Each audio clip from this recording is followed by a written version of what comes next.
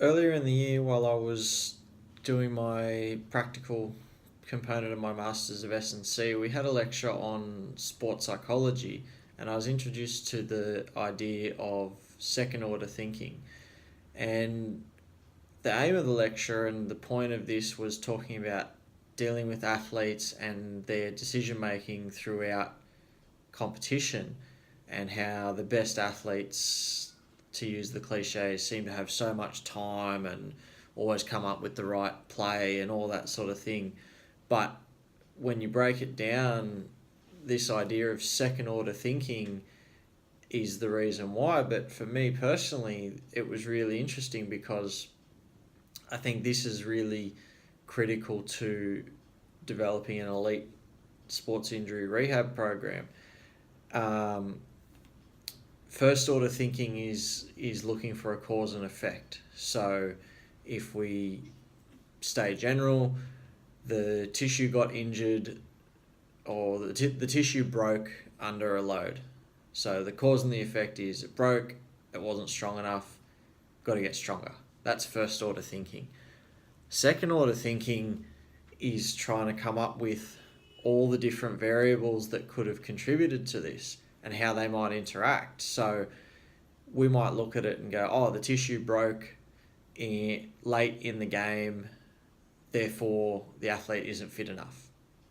So then we spend all this time just doing fitness training to avoid this problem. But all that might happen is the tissue breaks earlier in the game because now, because of the interference effect, you've decreased the strength of the tissue because you focused on the endurance.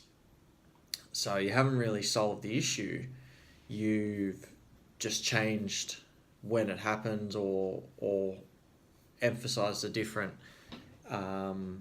aspect of it.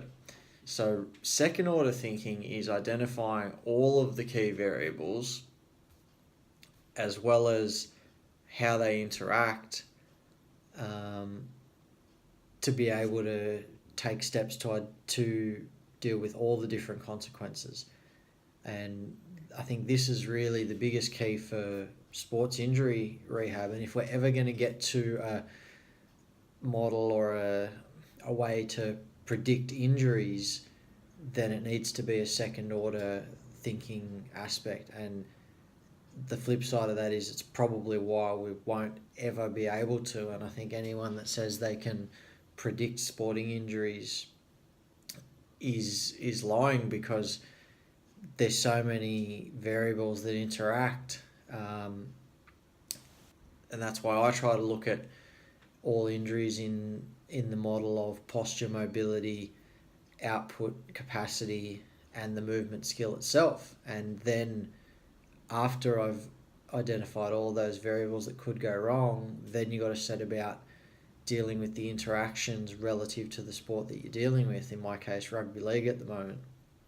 But if we just deal with one, something else will go wrong, and then you'll be reactive and you'll deal with that, and then something else will go wrong, and from there. But even I think if we do a really good job and we tick all of those boxes and the interactions, there's still one huge variable, and that's the athlete themselves. And in sport, they've got to execute these movement skills perfectly every time within the constraints of those five variables that I talked about, as well as play the game and worry about the opponents and where the ball's going and all that kind of stuff. And they've got to do it under fatigue, when they're not as strong, all that sort of stuff. So yeah, it's an interesting concept, that of second order thinking. I think it's really important, and I think if we ever are going to be able to really deal with sporting injuries properly, we have to have a second order thinking model to do a really good job. But if someone is able to ever get to the point of predicting injuries, it's going to come from a model along those lines where they've looked at the different key variables, but also their interaction, and not just those cause and effect things. But yeah, it was an interesting lecture for me. Wasn't really aimed at what I was looking at, but I found something to take out of it. So, yeah, love to hear people's thoughts. Until next time.